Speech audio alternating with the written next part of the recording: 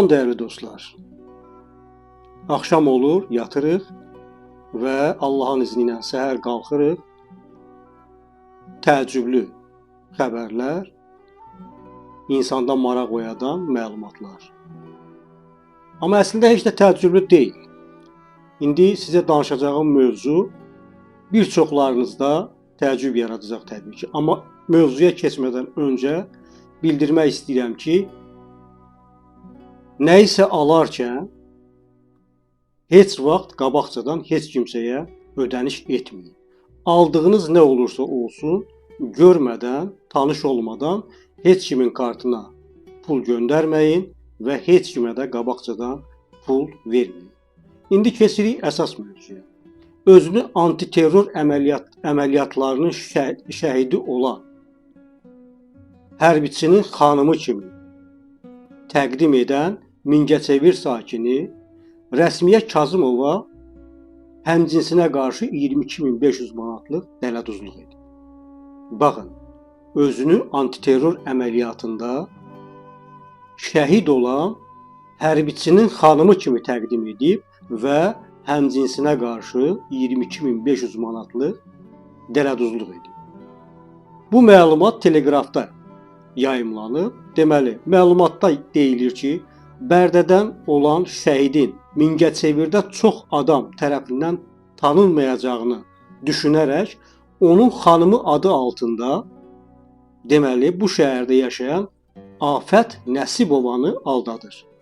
Həmin qadının etibarından sui-istifadə edərək 1987-ci il təvəllüdlü Rəsmiyə Afətə şəhid xanımı olduğu üçün ona Mingəçevir şəhərində Qələbə dairəsi yaxınlığında dəyəri 80.000 manat olan mənzil veriləcəyini bildirir və istəsə əgər Afətə təxminən 20.000 manat ödəniş etməklə həmin evi onun qızına sata biləcəyini bildirir və həmin o məbləğin 20.000 manat məbləğin sənədləşmə üçün xərclənəcəyini də bildirir.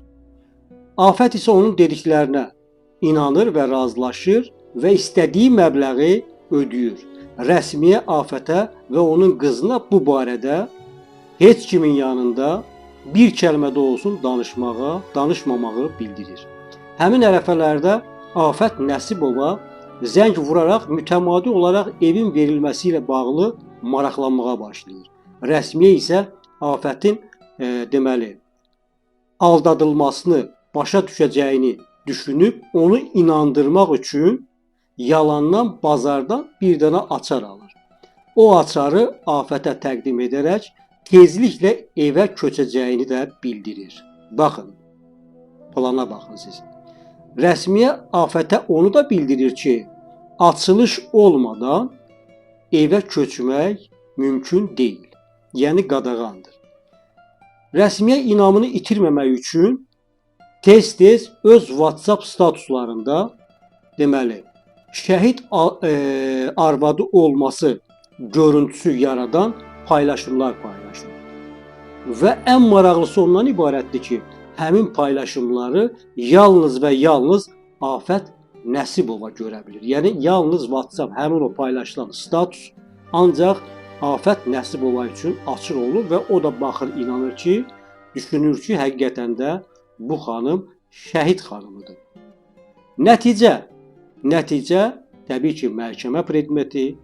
Rəsmiyə Kazımova məhkəmədə əməlindən peşman olduğunu bildirir və Afət Nəsibovaya dəymiş ziyanın ödənilməsi ilə bağlı öz aralarında barışıq sazişinin imzalandığını bildirir.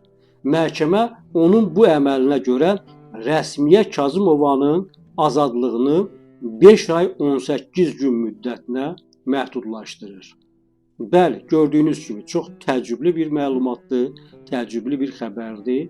Onun üçün də bir daha təkrar eləyirəm, aldığınız və alacağınız nə olursa olsun, öncədən, görmədən heç kəsə əvvəlcədən pul ödəməyin, karta pul göndərməyin və bilin ki, bunun ən azından %70% dələduzluq əməlidir və şəhid ailəsi adından da istifadə edib, yəni şəhid ailələrinin statusu yalnız şəhid ailələrinin özünə məxsusdur.